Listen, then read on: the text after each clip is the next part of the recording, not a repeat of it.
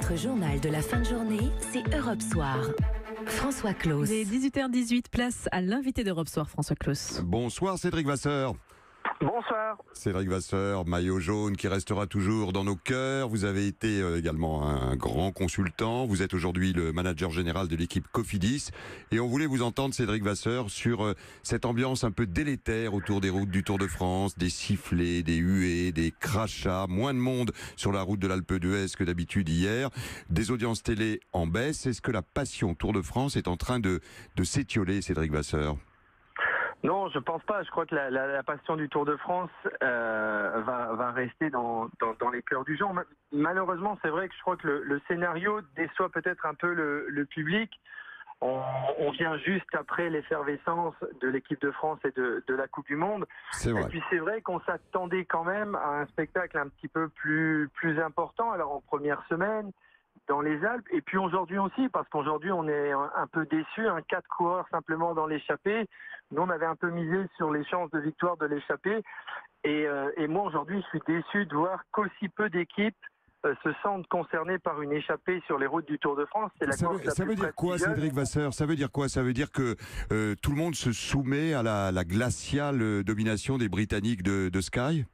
En tout cas, pas nous, parce que nous, on n'a pas les moyens de rivaliser avec Sky en montagne. Aujourd'hui, on avait décidé d'aller dans les échappées. Il y aurait au moins dû avoir 10, voire 12 coureurs dans l'échappée aujourd'hui. 4 équipes représentées dans l'échappée, ça veut simplement dire qu'il y a des équipes qui sont peut-être contentes de faire 3e, 4e, 5e d'étape du Tour de France, ou même du général. Et ça, forcément, c'est un manque de panache. On regrette des coureurs qui se lancent dans les échappées un peu folles, comme les Chiappucci, etc. Et ça manque. Hier, Kruijswijk a été héroïque, c'est bien. Malheureusement, quand on est seul face à une armada comme Sky, c'est voué à l'échec. Donc aujourd'hui, je comprends pas très bien comment les équipes perçoivent le Tour de France. Et le problème, Cédric Vasseur, c'est que le public semble être soumis aussi à cette domination comme le peloton. Alors c'est vrai qu'on a eu les années Armstrong, il y a eu les années La Vie Claire avec Bernard Hinault et Greg LeMond qui ultra-dominaient le Tour. Mais on avait le sentiment qu'il y avait plus de passion dans les scénarios, sur la route, et que cette passion, elle est plus là aujourd'hui.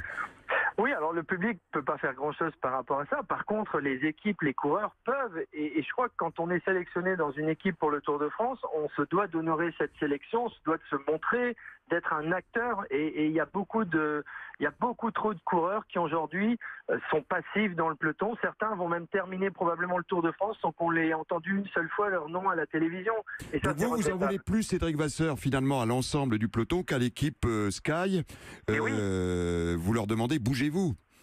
Mais oui, parce que hier, si on regarde le temps d'ascension de Geraint Thomas, on a le 109e temps d'ascension de l'Alpe d'Huez. Vous vous rendez compte ? 109e temps d'ascension. Donc on ne peut pas dire que les coureurs Sky aient assommé le Tour de France hier, c'est simplement l'adversité qui n'est pas à la hauteur. Alors, il y a un certain nombre de mesures qui sont étudiées aujourd'hui pour essayer de redonner un peu de passion à ce Tour de France. On parle notamment de la suppression de ces fameuses oreillettes qui permettraient aujourd'hui à Sky d'appliquer sa stratégie de manière totalement triomphante comme elle le fait aujourd'hui. Ça vous semble être éventuellement une piste à étudier ? Oui, je crois que ça c'est une bonne piste. On a dans un premier temps, et là je crois qu'on doit donner un coup de chapeau à ASO qui cherche chaque année à essayer de redonner de l'intérêt à la course. On a diminué le nombre de coureurs par équipe de 9 à 8 et nous voyons clairement cette année que c'est pas une mesure qui favorise le spectacle. On parle de descendre à 7 même peut-être. Bon, après quand ils seront 3 par équipe, il n'y aura plus de Tour de France, vous me direz. Oui, et puis en tant que manager, c'est compliqué. Nous, on a déjà eu beaucoup de difficultés. On a dû laisser des coureurs à la maison alors qu'on aurait bien aimé les voir sur les routes du Tour de France. Je pense par contre que ces oreillettes, c'est vrai qu'ils ont un effet quand même négatif sur le spectacle. Bon, je veux pas passer pour ça rend la course trop stratégique. On laisse pas de place au panache personnel. C'est ce qu'il faut expliquer à nos auditeurs.